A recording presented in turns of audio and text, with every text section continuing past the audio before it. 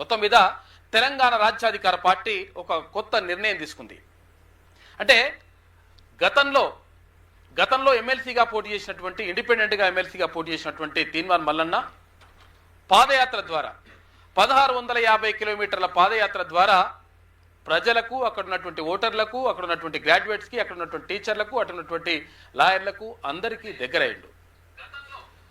ఈ పాదయాత్ర అనేటువంటిది అంటే పాదయాత్ర ఎప్పుడు కూడా మహాత్మా గాంధీ నుంచి, దాండి మార్చి నుంచి, తర్వాత అంతకుముందు ఇంకేమైనా ఉంటే అవి కూడా పాదయాత్ర ఎప్పుడు కూడా ప్రజలకు దగ్గర చేసినాయి. ఆ నాయకుడిని ప్రజల్లో మంచి ఆదరాభిమానాలు చూసే విధంగా చూరగొన విధంగా చేసినాయి.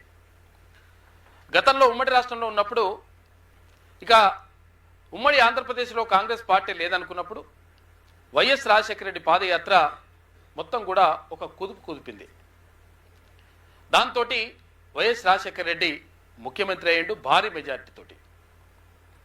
ఇట్లా రకరకాలుగా పాదయాత్రకు సంబంధించి ఒక చరిత్ర ఉన్నది.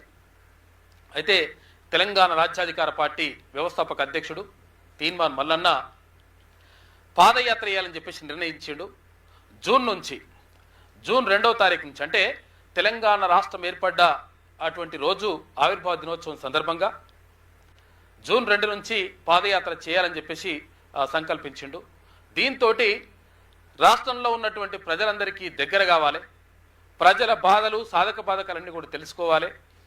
తర్వాత ఇక్కడ ఉన్నటువంటి బీసీలు ఎదుర్కొంటున్నటువంటి బాధలు కానీ, ఎస్సీ ఎస్టీ మైనార్టీలు ఎదుర్కొంటున్నటువంటి బాధలు కానీ, అగ్రవర్ణ పేదలు ఎదుర్కొంటున్నటువంటి బాధలు కానీ, ఇవన్నిటిని కూడా స్వయంగా వెళ్ళి గ్రౌండ్ లెవెల్కి వెళ్ళి, అంటే మనము అద్దాల మేడలల్లా రంగుల గోడలల్లా కూర్చుంటే కాదు లెక్క, ప్రజలకి వెళ్ళాలి, ప్రజలతో మమేకం కావాలి, వాళ్ళతో కలిసి జీవనం గడపాలి, జీవించాలి. అప్పుడు మాత్రమే ప్రజల సమస్యలు ఒక స్థాయి వరకు తెలుస్తాయి, ప్రజల సమస్యలు లోతుగా అర్థమవుతాయి.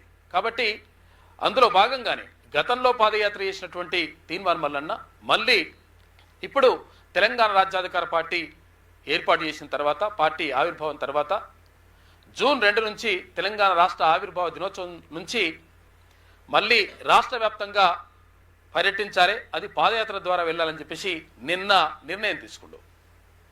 దీని ద్వారా ఒక రకంగా కొన్ని వర్గాల్లో ఒక రకంగా భయము బుగులు అంతా కూడా కనిపిస్తూ ఉంది. ఎందుకంటే పాదయాత్ర చేయడం ద్వారా ప్రజలకు ఆటోమేటిక్గా ఆ నాయకుడు చేరువవుతాడు, ఆ నాయకుడు దగ్గర అవుతాడు. వాళ్ళకున్నటువంటి బాధల్ని, వాళ్ళకున్నటువంటి సమస్యల్ని, వాళ్ళకున్నటువంటి పరిస్థితుల్ని క్షుణ్ణంగా గ్రౌండ్ లెవెల్కి వెళ్ళి అధ్యయనం చేసేటువంటి అవకాశం లభిస్తుంది. గతంలో అక్కడ ఎప్పుడు ప్రజలతో మమేకం కావడానికి ఎన్టీ రామారావు కూడా ప్రజల దగ్గరికి వెళ్ళిండు. ఎక్కడుంటే అక్కడ రోడ్డు మీద అయితే రోడ్డు మీదనే ఇట్లా స్నానం చేసిండు, రకరకాలుగా ఇట్లా జరిగింది.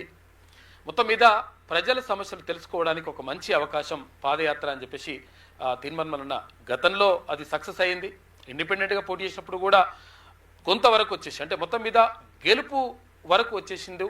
కాబట్టి పాదయాత్ర అనేటువంటిది మంచి ఫలితాలు ఇస్తుంది, తర్వాత ప్రజల సమస్యలు తెలుసుకోవడానికి ఒక సాధనంగా మారుతుంది. కాబట్టి ఆ నిర్ణయం తీసుకుంటూ తీన్మార్ మల్లన్న